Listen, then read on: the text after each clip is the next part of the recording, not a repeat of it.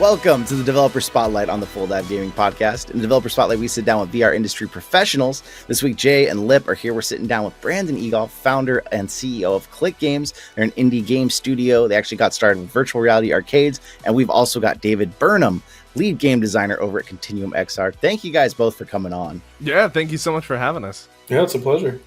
While we're saying thank you, we got to say a quick thank you to our sponsor, Asterion Products. I can finally unveil this thing that's sitting on my desk here that I've been hiding for weeks. This is their new Asterion Aura V2 headset stand. It glows RGB, headset controller, everything fits on there. So use code FULLDIVE10 if you want to get one on Amazon. Save an extra 10% off. I've been so curious what that thing was for so long. You've been teasing it.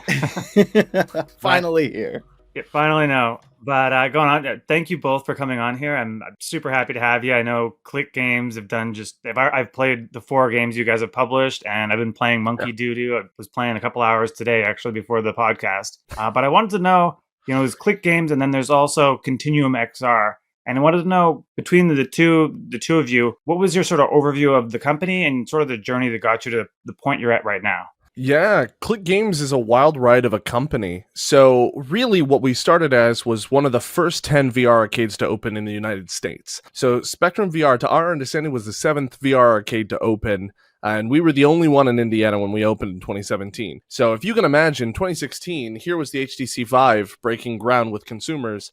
And not more than a year later, we had an arcade. And if anybody remembers that time period, almost nobody had a headset at home. It was only for enthusiasts, because not many people even had giant gaming PCs at the time. So we were like a really great local hub for an entire state that had nothing like it to go try VR for the first time. So that was really the core that then over the next 5-6 years, as we expanded to 2 locations, ended up building more and more just like local, really fun entertainment complexes where everybody could get together. We realized, well, the future of arcades is either they're going to have exclusive experiments and exclusive games and stuff like that, or they're going to die off like arcades did in the 80s. Because if you're not the next Dave & Buster's, you're kind of left behind to some extent. So that all manifested into me during COVID, when the arcades had to shut down for those few months, thinking, well, what happens? What happens if we can't be Dave & Buster's? What happens if we can't get, millions of locations across the world? Well, we need to make the games that we are presenting to people in the arcade.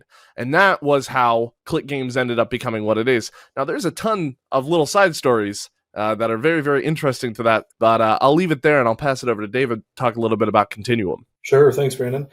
So Continuum, that's a bit of a fun journey as well. So Continuum is a mixed reality company, and we're growing very rapidly in a lot of different spaces. So when I say mixed reality, I mean, we don't just deal with virtual reality. We do a lot in augmented reality and blockchain technology, and just like anything that's sort of reaching into the future of what this technology can bring. So a lot of what we do stems from the AR side. We'll actually take on client work and use our skills developing in a platform called Eighth Wall in order to create AR experiences for marketing purposes. We've worked with big clients like, Maverick and Mountain Dew and Black Rifle Coffee and all these things, and we sort of use that contracting side to then fund the development of, our virtual reality products and our Web3 projects. We've done NFT drops and things for clients, and on the virtual reality side, which is where I live, we've been working on various contract work for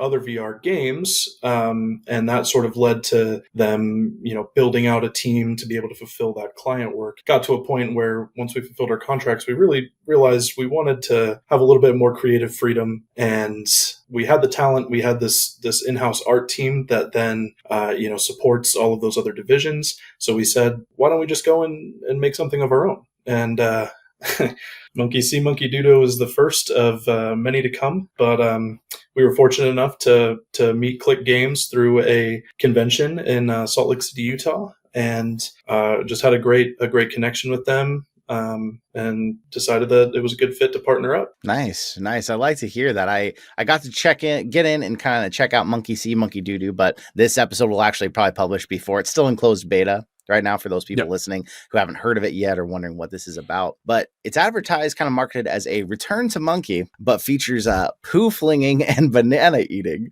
So tell me a little about this. Obviously, you hear the word monkey and everybody kind of thinks Gorilla Tag. So what is this game like? Is it anything like Gorilla Tag? Are you going for that vibe? Tell me about the game. So yeah, I mean, I think it's natural to try and, kind of make comparisons, but when it comes down to its core, Monkey Do is really nothing like Gorilla Tag at all. I guess some similarities is that, it's very physical in its movement, but I mean, not even the movement is the same.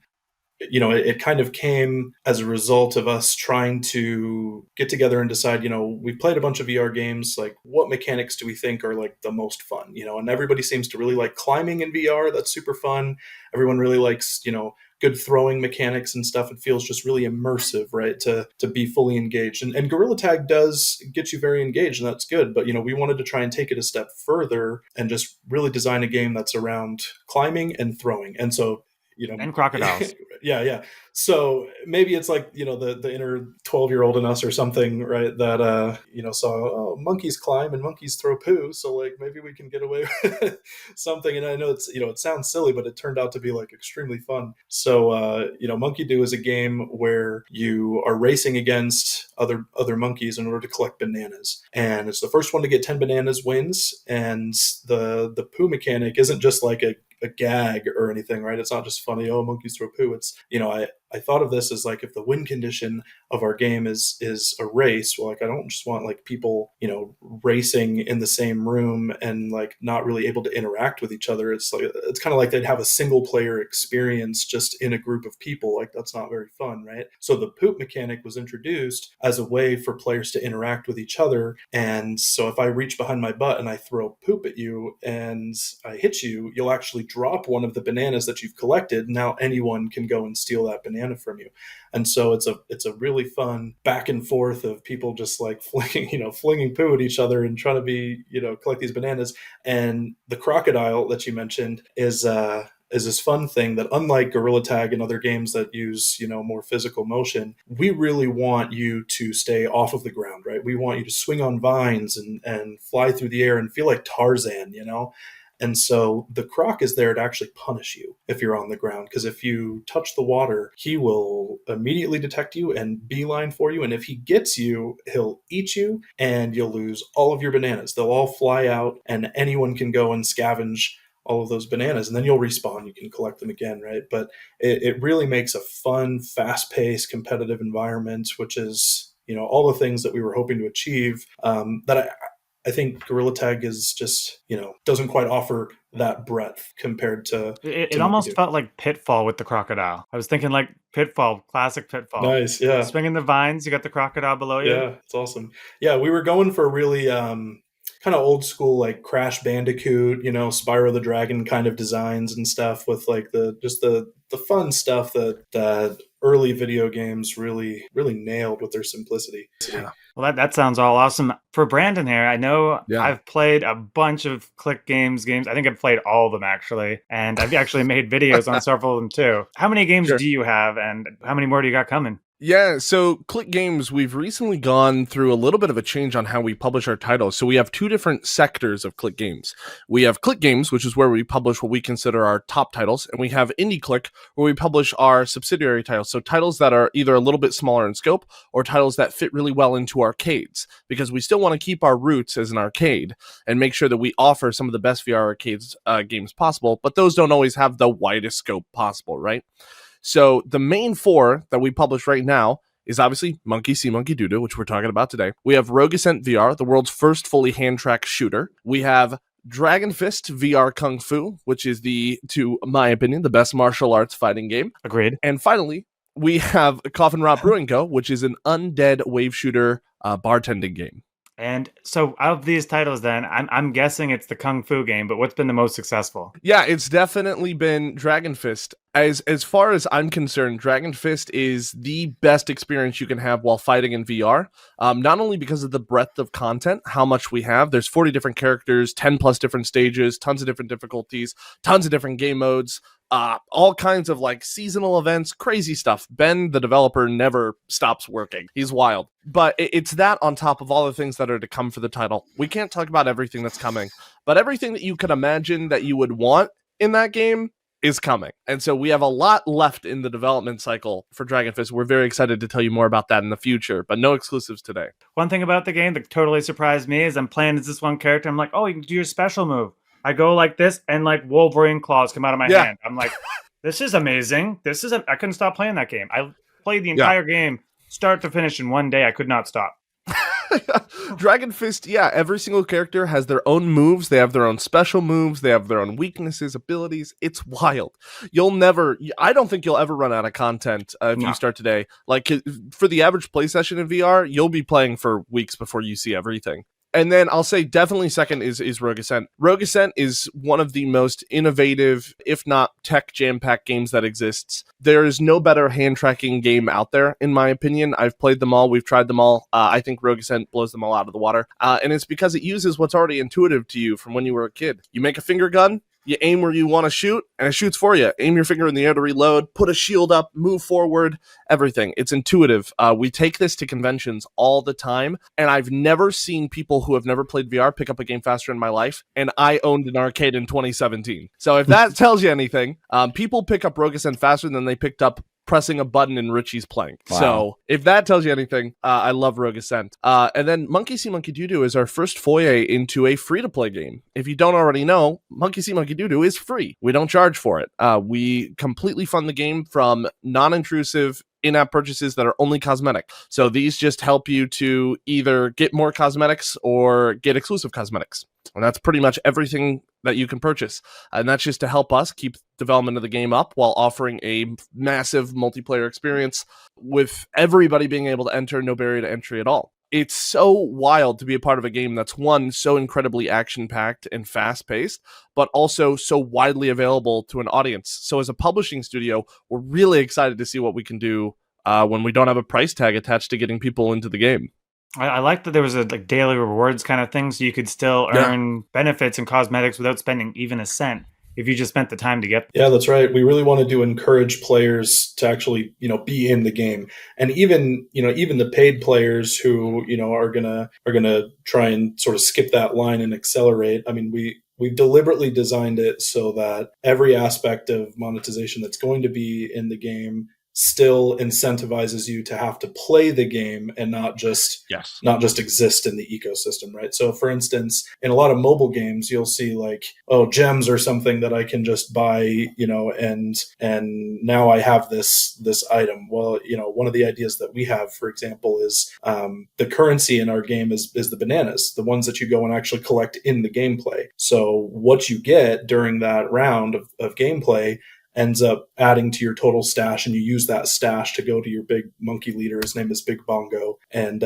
he's kind of the shop owner, and he'll exchange these cosmetics for bananas. So you can buy a post-game banana multiplier, for instance, right? So all of the bananas, let's say I collect, 6 bananas in a round, then if I have one of these multipliers, then I'll walk out with 12 bananas instead. It doesn't affect my status of like whether I'm collecting them in the game faster. So it doesn't help you win. It just rewards you after the fact to help you get cosmetics sooner. Yep. I like that. It's interesting because you said it seems like Dragon Fist is kind of the game you're most known for or you're most successful at the moment. But Monkey See isn't even out yet. It's going to be free. And you've already got over 4,000 people in the Discord for it while it's only a closed beta. So what are you anticipating at launch? Do you think this is going to skyrocket to the top? I would say what it really relies on is the influencer coverage we get from this moment on. Now, our final push for influencers is going to be absolutely crazy, and I look forward to some of the people we already have lined up. But, every game like this relies on two things. It relies on, one, having an incredible core gameplay loop and mechanic that you can come back to reliably, and it requires people to want to talk about it. And I think everything we have set up here is is built for those two things. I think we have an incredible core gameplay loop, and we're also going to be releasing a roadmap here soon, probably just before launch, showing what's coming next, as the community helps us, to push the game. And also, every single thing about the game is meant to be easy to talk about and to explain to somebody to get them on board to play with you. I think if you give the core conceit of the game to somebody, I think pretty instantly it's like, oh yeah, I'll hop in with you. That sounds pretty fun. It's a free game where we run around through poop at each other, collect bananas. That just sounds fun. Like, we might as well try it. And we've made that barrier to entry, like I said, so low to I just want to try it, because we know if you try it, you're going to love it. And that's all we need. Sliding down the vine is like a great way to start, because you're instantly into the experience. Yeah. The game, it like we were just talking about, with materials being the same thing that you're collecting in the game, being the thing that gives you the cosmetics in the game, is your core gameplay loop. Because if you want a better cosmetic, if you want to look cooler and you want to brag, you need to play more of the game. If you want to play more of the game, you have to get better at the game. And as you get better at the game, you realize all of the hidden, tougher mechanics that are within there. So obviously you can climb up trees, you can swing on vines and stuff, but as soon as you start figuring out your momentum mechanics, how you can fling yourself from tree to tree, from vine to vine, from area to area, all of a sudden the game goes from a fun romp to a competitive game where you are playing to be the best that there is. And we already have people in the Discord that, as beta testers, are absolutely crazy at this game. They're so good, and it's because it just lends you to becoming incredibly competitive once you're in it. Like, I'm really proud of the fact that, like, before we partnered with Clique, and we had just a very small Discord that we were just kind of doing ourselves, had, I don't know, like 100 or 200 people in it or something like that. And for like the longest time, like, me as like the, the head of the game, I was like the best player, because like all the devs, there's only 2 devs, by the way, which I think is like an incredible thing. And we've built the whole game in like 7 months, which is like insanely fast. So we've been moving fast, but I was the best one for, the longest time. And I was like always concerned about that, like, it doesn't feel good to be like the best one at your game, because then you think that you're like, just right. making a game for me, but that's not what we wanted to do. Right. And so I was just like, I was super paranoid. I was like, oh man, is our game going to just suck? Is everyone else going to hate it? And then once Clique came on board and they really started building a community with us. Yeah, dude, seeing these kids, and I mean, it's wild. They'll come over and they'll come from Gorilla Tag and they'll expect it to be the same thing, and they'll realize, wait, this is different. Like, instead of hitting the ground, I have to grab everything, right? It's, everything is, grab the ground or grab the vine and throw myself. You have like, different kinds of control, and they pick it up so fast. And now I don't know if we had skill tiers, I don't even know where I'd fall on the list, because there's some kids that are just wild, like out of this world, moving so fast and so efficiently, so precise. It's crazy. It's awesome. It's like, it's so fun to see. That's what I've loved about the game too, is that you have these 13 to 16 year olds who have come from Gorilla Tag and are playing the game and are absolutely crushing it. But then you also have this sub audience of 20 to 30 year olds that are joining with their friends in private lobbies just to dick around, just to play on their own. They don't care about the public lobbies. They don't care about that. They can play a totally custom game with just their friends. And it's so cool that we've got an experience that lets you do both, because what I'm always afraid of is walking into a free-to-play game and hearing kids screaming or being stuck with, just all kinds of stuff. We've avoided a lot of those issues, and we have in our roadmap a lot more plans to keep avoiding that for anybody that doesn't want that experience. We really want it to span the age gap of VR players, and I think we're really, really close to nailing that right now. Nice. It's not easy to do. No, definitely not. Well, the private lobby definitely helped me out. I know the first time I came in, there was one kid that was continuously slinging doo-doo at me, and I was like, okay, well, I think I'm gonna go and figure out how to move on my own before I just sit here at the spawn location, get bombarded with yeah. So there's definitely some comfort features that we're gonna, that we're adding before launch. You're safe in the shop and you're safe on the wardrobes, like so people, if you're in those locations, people can't harass you. We're probably gonna add features to make it so that sort of bubble exists. It's just like safety a toggleable thing in your menu, so that But any feedback that you guys have, we'd also love to hear. Oh, of course. So I noticed here that we have so many titles that come to App Lab that The question always, so many times on this podcast, we're always asking, any word from the Oculus store that we're going to get on there too? Is that even a consideration? I don't know if you guys, for Clique Games, have gotten any of the games yet on the official Oculus store, but what are you guys planning with that? Yeah, I think the reason that you don't hear about it is because if we were to say have something like that, we wouldn't be allowed to talk about it. And so that'll be the end of my sentence. That doesn't give us any clues at all. It's interesting though, because man, we had so many developers on here that just have no clue they're trying everything they can, talking to everybody they can. It's such a hard leap to make. Yeah, well, before we really got started, our number one concern and number one promise was we're going to get you onto the official store. And, back a year and a half ago when we really started, we did not know if that was true. We were just like, we're gonna try our best. And we've been really fortunate with some of the contacts that we've had, that we've known for a while. But as far as anything concrete, there's a reason that they don't say anything. So that's what we got for you. Yeah, that's good to know. And I get that you have to be careful what you say here, but I'm a little curious. You've talked about the arcades, and yeah, I'm wondering some things about them. So like VR arcades have been one of those things where sometimes you go to like a zero latency and they make their own experiences and you free roam in the space. Yeah. And it's very different than what you can do at home. But for you, having opened one then, gone through all of lockdown, everything, and now we're seeing it come back, are things getting better for arcades? Do you think there's a good future in VR arcades? Where are we at? Well, to our understanding, we have the largest directory of VR arcades on the planet. Clique Games does. We've worked with one of the people on our team was one of the original founders of Springboard, which is the arcade licensing platform that pretty much every arcade uses that doesn't use Synthesis, the alternative. And we went through and we made a list of pretty much every single arcade that's ever existed from the dawn of the 90s to today.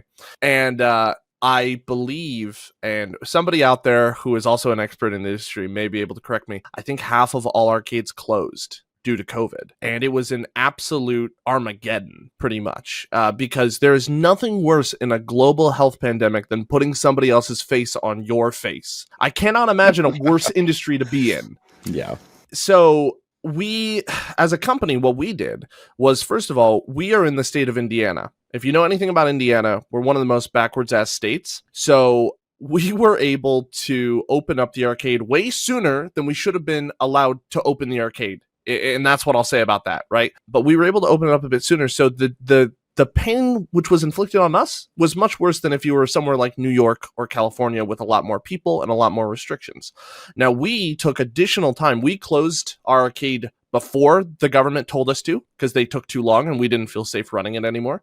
And we also kept it closed longer than we were able to open it sooner, and we just didn't feel comfortable until we had way more things in place to keep people safe. So running the arcade during that time was tumultuous. And what we decided to do was we had two locations. We had one location that was able to be expanded and one location that was kind of stuck where it was as a smaller store with about 6 or 7 headsets in it. So we closed the smaller store and consolidated those assets to our larger store to make pretty much a megaplex, to make a much larger one with upwards of like 15 to 20 headsets and a dedicated party area and multiple double rooms, stuff like that. So we pulled out the other side of COVID really well because we were just fortunate to be the right place, the right time. And we had a much stronger community than I think a lot of other arcades did because we'd been there for so long compared to these new guys. You know, if you were an arcade in a mall, you pretty much had no community. But being in a town of 250,000 people with 2 stores and good marketing, everybody knew about us and everybody stuck with us even through the pandemic. So what it did for the entire sector, though, is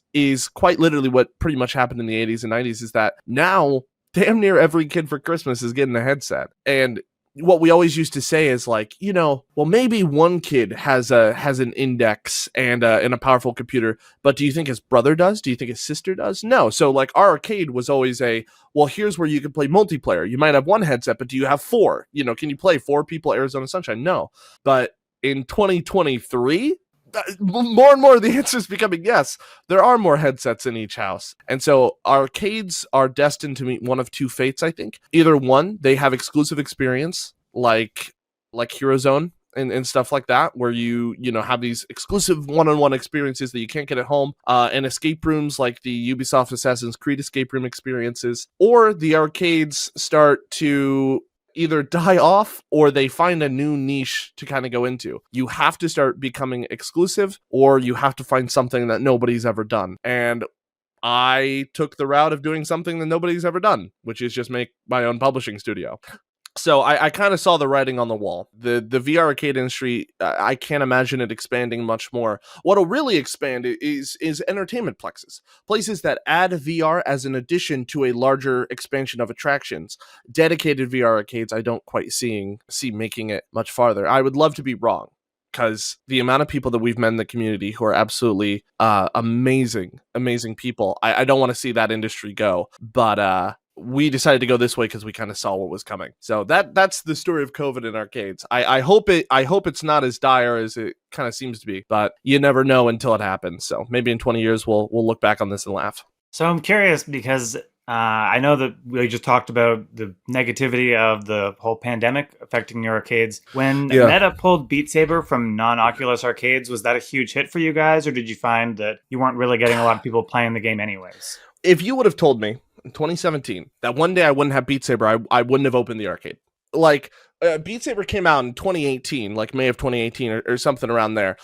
We didn't even know it was going to be a big hit. But I'm saying, if you would have ever told me that we wouldn't have it, I would have thought it'd kill the arcade. Because every single day, 50-50 between Arizona Sunshine and Beat Saber. And sometimes Beat Saber would pull ahead, sometimes Arizona Sunshine. But those were mostly everything that was played. The fact that they took it out of arcades was such a gut punch that we weren't sure how it was going to affect us. But it really didn't. As surprising as it is, Beat Saber being gone, even though it made up like 50% of our playtime, people were just walking in like, oh, you don't have it? That's fine. I'll play this instead. And very quickly after it was pulled from arcades, you had like 2 or 3 titles that just instantly popped up that took the place of it in one way or another. And so it wasn't the worst thing in the world. But man, when that day hit, it really hit. That sucked. We were really confused because it seemed like Meta took that opportunity and went and made arcade machine versions of Beat Saber to go inside of places like Dave & Buster's and to be sold like a turnkey solution. But they could have made a lot more money just keeping it in existing arcades, because no arcade operator is going to buy a Beat Saber machine to sit in the corner. So I don't quite understand their logic there, because also, as you know, when you tell somebody not to do something, it opens up a black market. So there were plenty of arcades that were running Beat Saber illegally through Steam without any licensing because they were so mad. We have never done that. We've never ran a game that we couldn't get licensing for. So it always pissed me off when I saw an arcade, a state away that was running it. I was like, you son of a bitch. Like, it sucks to stick to your morals. But yeah. That is painful. I remember we talked about that on the podcast back when that happened, I want to say, and we were all so shocked. It was like, what are they thinking, pulling this from everybody? And like, it was like, oh, well, if you still have rifts by some random reason, if any arcade ever had a rift, then they could use it. Didn't. And it was like, that was just a long list of bad decisions made by them. So well, I think it was early on. It was really early when Meta's whole thing was like trying to keep exclusive experiences. That was a really big key motive when they first purchased Oculus. And then that's gone to the wayside. Today, Meta, with their content strategy, is much more open-ended. They're happy with having, games on multiple platforms. They're not too worried about exclusivity.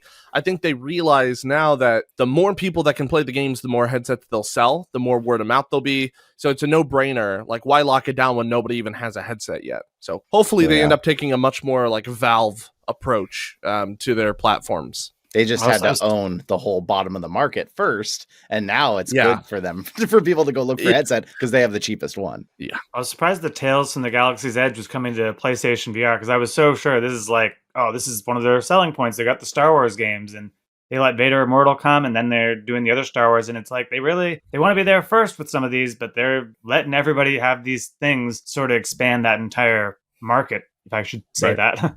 You're obviously, you've got your fingers in a lot of corners of the VR market. But the big reason you came here today was because Monkey See, Monkey Doo-Doo is launching at the end of the month, and you're really hoping to get out there to people. So I wanted to say, when I got into it, because if you're out there and you're listening and you're like poo flinging and climbing, like it might not sound like the most appealing or mature game, but like the first time I grabbed the poo and I pulled it out and it had a smiley face, it was like a poop emoji more than like actual poop. I was like, okay, that's hilarious. And I enjoyed that more, because I was thinking, like, is this going to be some like smeary, gross? It's not a crude experience by any means. It actually kind of reminded me of this experience called Monkey King on PSVR years ago. Just really cute art style, really fun. What else about Monkey See have we not covered that you'd want people to know if they're on the fence about going and downloading it?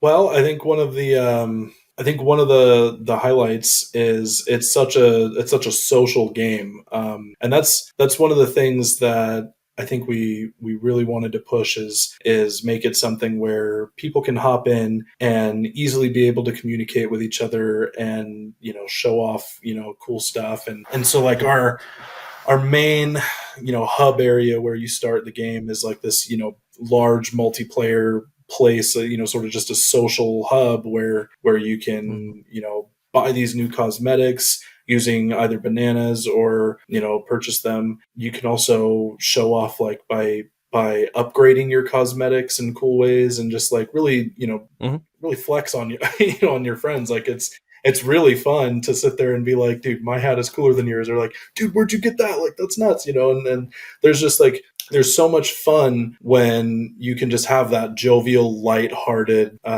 atmosphere where there's no stakes. Yeah. And then if you really want to hop in and have, you know, an organized competitive experience, because, you know, maybe some people in VR, they do just like VR chat where you can just kind of hang out, right? And so we offer that, right? But then if you want, you know, like a really competitive experience, you can just hop in and play this fast-paced, you know, high-speed competitive game. And it's great. I mean, in the future, we're going to be adding updates that will offer things like, you know, different kind of game modes, obviously additional maps, right.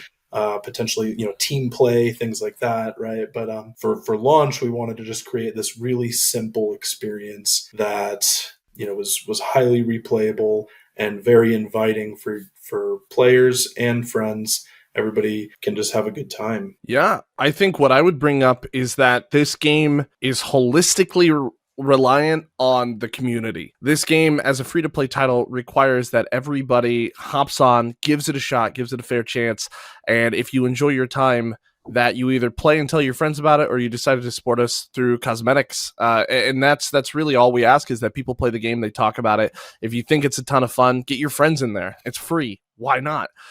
What we plan to do is kind of put out our roadmap plan, and we're not sure how this is going to turn out quite yet, but it'll basically be how the community interacts with the roadmap. So we'll have goals and things we want to do for the game, and then we'll put requirements as to how the community can hit those goals in order to tell us, hey, there's enough interest in this, we should go for it.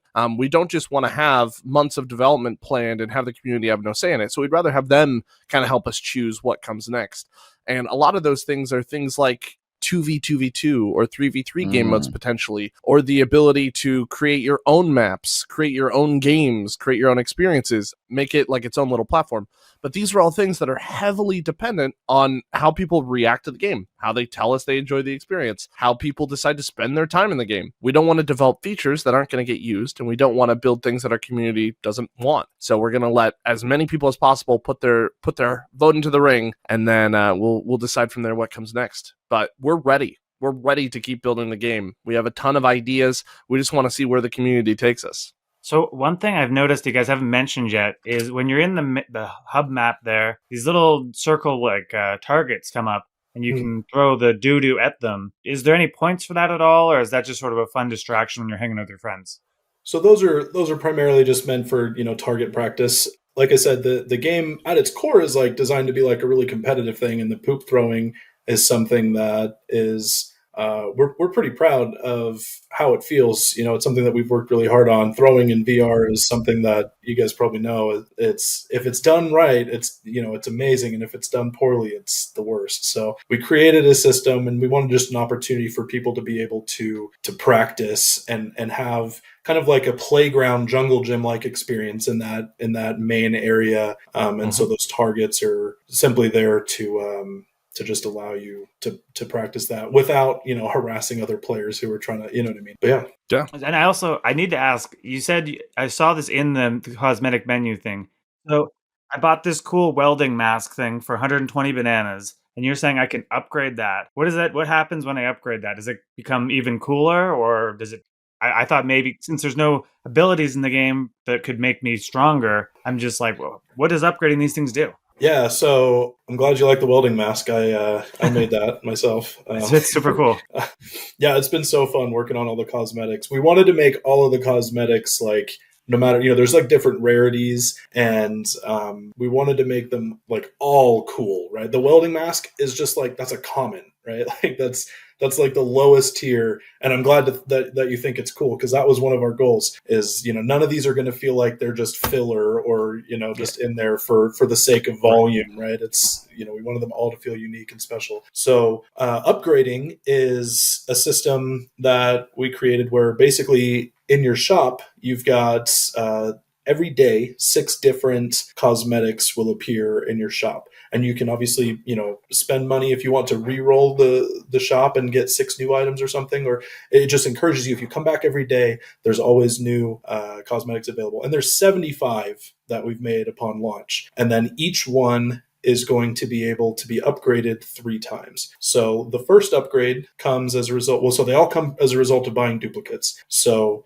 when you buy it for the first time, you get this default just the welding mask that you have, right? And then if you buy a second one, it shows up in your shop again. You're like, I really like the welding mask. I want to see how I can make this cooler. So I'll buy a copy of it, and then I can go in my wardrobe and I can upgrade it by spending bananas. And I think the welding mask, for example, its upgrade goes from it's like this, orange kind of Among Us style thing to this like nuclear green radioactive, it's got, this radioactive symbol and stuff on it, right?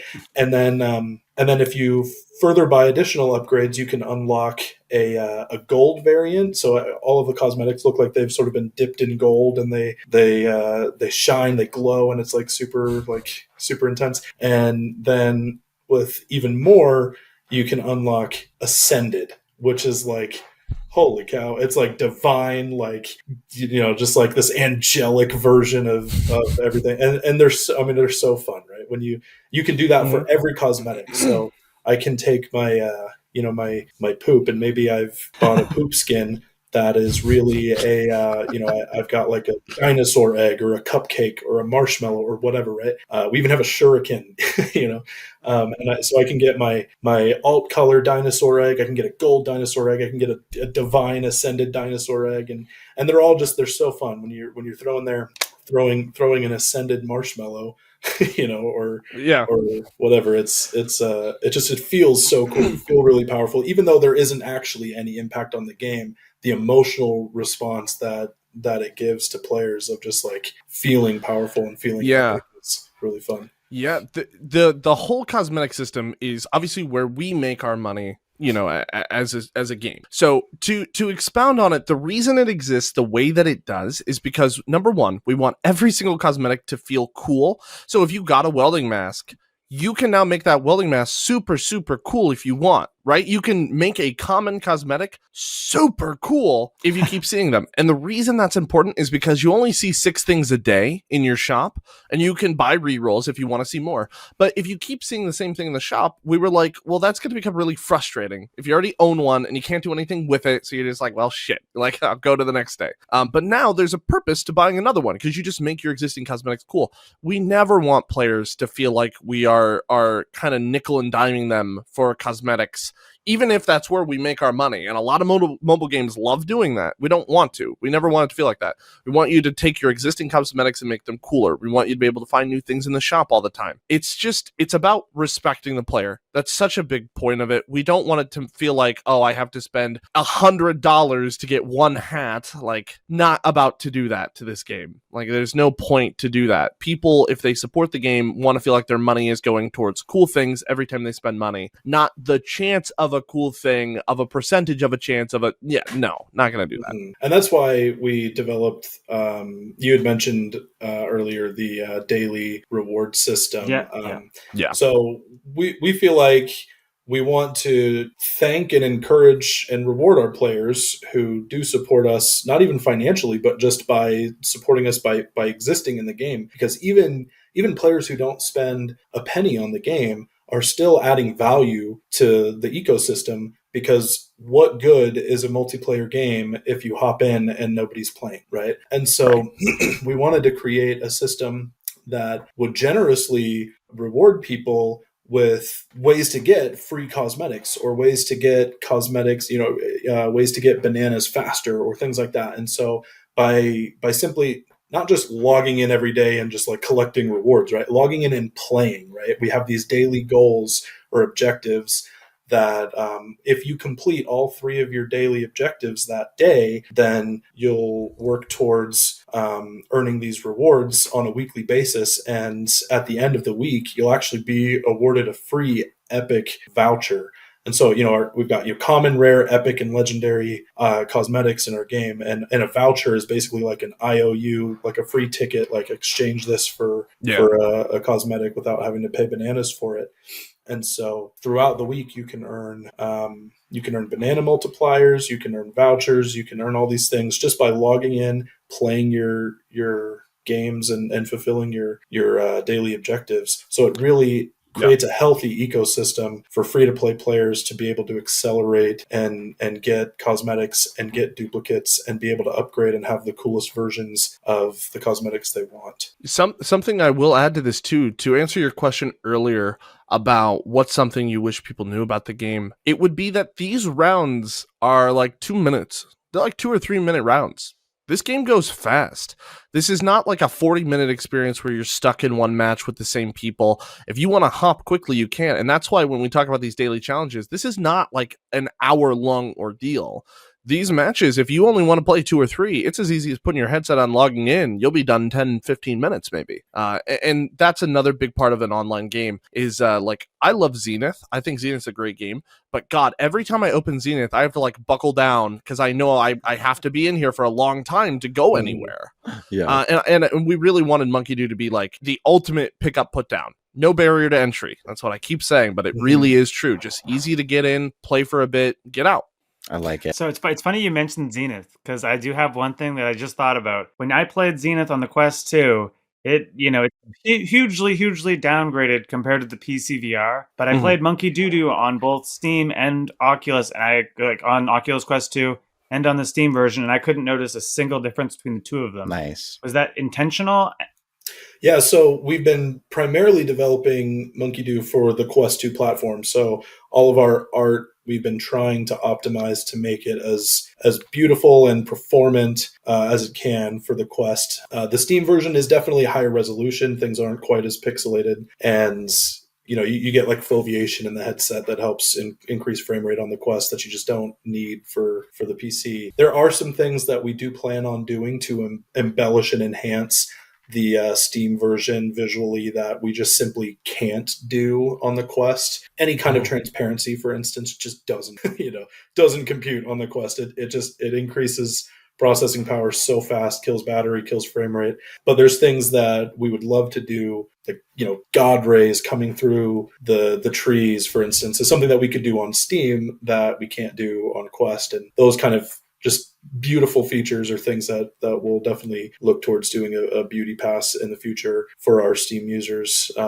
And hey, maybe when the Quest 3 comes out, we won't have to worry about those limitations. But yeah, we want the Steam users to a lot of times Steam users kind of lose a lot in these transfers because Quest makes up 80 to 90% of that market share. So a lot of times the Steam users just get nothing.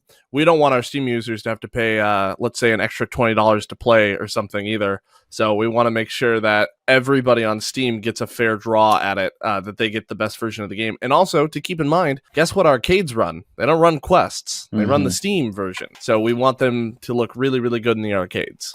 Is this going to be in the arcades? Yeah. Awesome. Oh, yeah. Day one?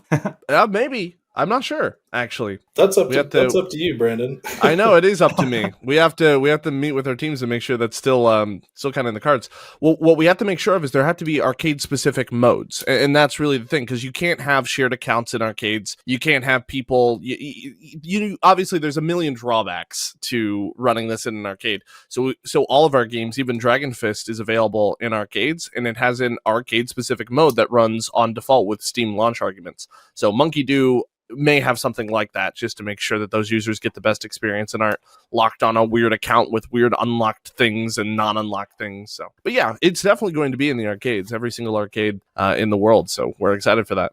Awesome. Something that I do want to highlight that we haven't touched on yet is the fact that it is fully cross-platform. So Steam players can play with Oculus players and arcade players. So that's something that's going to be huge for just that barrier to entry that Brendan was talking about. PSVR 2? That's what I was thinking. Yeah, we're talking about doing ports to other platforms, in the future post-launch. Obviously, it's not going to be prepared, by the end of this month. But it'd be amazing to do, Pico, to do PSVR 2. It'd be amazing to do all those things. It's just as a publisher, my answer is we're not allowed to talk about this. This is another one of those meta conversations. You can't. If it was happening, we couldn't say anything anyway. Gotcha. So just cut out everything that I just said. No, it's fine. That's all fine. I've got to say, it sounds like you've made a community first. You've listened to them. You've looked to them for a future. And I feel like games that do that always end up with not only better ratings, better followings, but they're the ones that sometimes actually make that leap to the official store that everybody's trying to do. So I really appreciate all that. For everybody listening, there's going to be, of course, in the description, the show notes, there's going to be links to this, but it isn't quite going to be out yet when this episode launches. So watch for it. But it's been an absolute pleasure to hear from both of you. I want to say thank you for your dedication to VR, to the community, and to everything. It's been really cool talking about all this. Yeah, thank you. It's been a blast to be on the show. What we really care about for Monkey Do at the end of the day is making sure that as many people as possible can pick up the game and enjoy it, whether they spend money, whether they don't spend money, whether they play on standalone, whether they play on PC, whether they're in an arcade, whether they're at home. Monkey Do is meant to be as accessible as humanly possible. And so we just want it to be the no-brainer game to try. If you have a minute to spare, go download it, give it a shot. If you love it, you love it. If you don't mind it, I'm sure you know somebody who does. You invite them to go play. And that's really our goal here, is just to make the most accessible game. So thank you for giving us an opportunity to chat about it here. I think you've letting us play it. Yeah, I really appreciate the time. Yeah, it's been awesome chatting with you guys and getting to know you a little bit and being able to talk about things that we love. Gaming in general, I think is just so important as an outlet and expression of creativity and just as a way to socialize. And it's great that we have the VR platform to be able to do that in a more immersive environment. And I think it's awesome that you guys are helping to bring that to light. Thank you. Well, gaming is the reason we're all here, and it's the reason you're out there listening right now. So remember, if you are listening, if you want to see some clips of Monkey Do up on the screen, you want to see what it's like, check us out on YouTube, but vice versa, we're always here for you if you need to take us on the go whenever you're running out, or if you just need something to listen to while you're in throwing poop around in this game. Put Spotify in one ear, listen to the game in the other. You can do it now. But we want to say thank you again for coming out, and remember, if you've been thinking about VR, maybe it's time to dive on in.